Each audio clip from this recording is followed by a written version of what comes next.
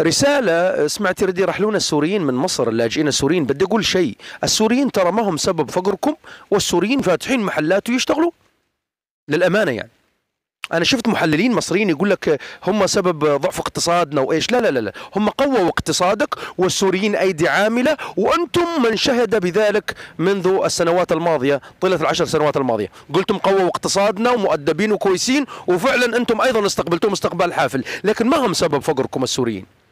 عندك أنت في مصر ثالث احتياطي غاز في العالم، تعطيه لإسرائيل ببلاش وتاخذه من اسرائيل باسعار غاليه. انت تعطيه ببلاش وتشتري منها غالي، وفقيره فقيرين.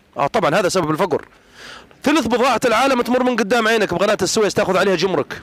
ثلث بضاعه العالم وفقيره انتم. ليش؟ ما اسال نفسك. السوري ما دخلوا اكيد، ولا خص السوري فيه. ايدي عامله، عددكم اكثر من 100 مليون، ايدي جدعان وفقيره. ليش؟ مساحات واسعه، وقصب السكر والقطن الأجود في العالم، ومساحات واسعة وفقيرة. ليش؟ تقدر تقول لي أكبر بحيرة صناعية خلف السد العالي بحيرة ناصر، وفقيرين. ليش؟ خبرني. السوري ما له علاقة بهذا الشيء كحكومة، أنا أتكلم كحكومة مصرية. أسألك ليش كمحللين سياسيين. أطول نهر في العالم مصر على نهر جاري، مساحات واسعة، أيدي عاملة وفقيرين. أطول نهر في العالم وأغزر نهر النيل. فقط فرعي النيل دمياط والرشيد داخل أراضيكم أكثر من 450 كيلو متر يمتد كل منهما داخل الأراضي المصرية، وفقيرين، والاقتصاد منهار. ليش؟ ممكن أعرف؟ خبرني. ما له علاقة السوري؟ ما له علاقة السوري. معلش خلونا نرد ونتكلم. له علاقة السوري؟ ما له علاقة. دار الأقصر والجيزة وأهرامات هاي اللي عندك، والآثار بدار الأقصر لو استثمرتوها يجيكم أموال أكثر من أموال اللي تجي على الفاتيكان والسعودية الحج.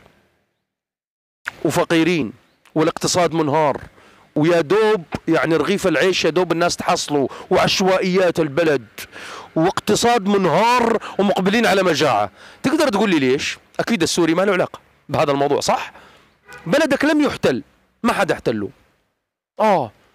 ما حدا احتله مؤخرا، يعني حدوده ثابتة، مرتاحين. ليش فقير؟ اللغة نفسها، الكذا، ما تغير شيء عندك. ليش فقيرين؟ جيش قوي، ليش فقير؟ هذا السؤال نسأله لكم لما تقولون السوري سبب ضعف الاقتصاد. لا، السوري قوى الاقتصاد، أيدي عاملة، وبعدين كلهم فاتحين محلات شاورما، فلافل، ألبسة، ويعملون، وأنتم من شهد بذلك ولا أحد غيركم. أنتم من شهدتم بذلك طيلة السنوات الماضية. لماذا فقيرة مصر؟ الثروة الحيوانية، قصب السكر، الزراعة على نهر جاري.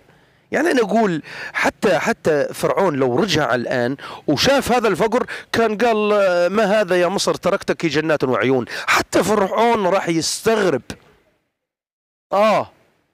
مصر تمثال فرعون أبو الهول، وهاي يجيب لكم سنويا 5 مليار. وين يروح لنا 5 مليار من فرعون هذا اللي قال أنا ربكم الأعلى، الزنديق، على أساس ياخذها الازهر مشان يعلم الناس شلون تضرط، وشلون تفسي، وشلون يفتت النسيج الاجتماعي، وشلون يحرض على الجيش المصري. اصلا الازهر اللي يحتل مصر الان. ترى مصر اخر احتلال لمصر هو الازهر. الان الازهر يحتل مصر للامانه، مشان ما تقولون ما قال لي وما خبرنا، واحفظوا كلامي للتاريخ. فالسوري ما هو سبب ضعف اقتصاد. انا اقول جاوبوني على الاسئله اللي سالتها، وشوفوا منو ضعف اقتصادكم ومنو سبب الان هذا الشيء اللي يطلع محللين يقول لك بدنا نطرد السوريين. ليش ترحلون السوريين؟ مشان ايش؟ ما شفت سوري مثلا ولا يقدر يسوي شيء. السوري بمصر مؤدب حشيم، ما عمل اي شيء. ما بعرف شو السبب المفاجئ لترحيل السوريين بهذا الشكل. لا، ويقول لك السبب ضعفوا الاقتصاد. لا، مو صحيح. جاوب على الاسئله اللي سالتها، وملزمين تجاوبون، ولازم تنشرون هالفيديو، ومطالبين كلكم كمحللين سياسيين وكحكومه تجاوبون على الاسئله اللي سالتها. ليش فقيرين انتم؟ ليش؟ هي عمالتكم، ولدكم طبعا جدعان كل الحب لهم في كل بلدان العالم يشتغلون مغتربين. ليش انتم فقيرين وانتم عندكم الماده واللبنه الاساسيه اللي تخليكم اغنى بلد في العالم؟ تجي تقول لي عندي عيال عندك عيال. شوف الهند اعدال سكانك 10 مرات. شوف الصين يعادل سكان الوطن العربي كله. الصين مليار و300 مليون، فالعدد ما له علاقة. لازم تجاوبون على الأسئلة اللي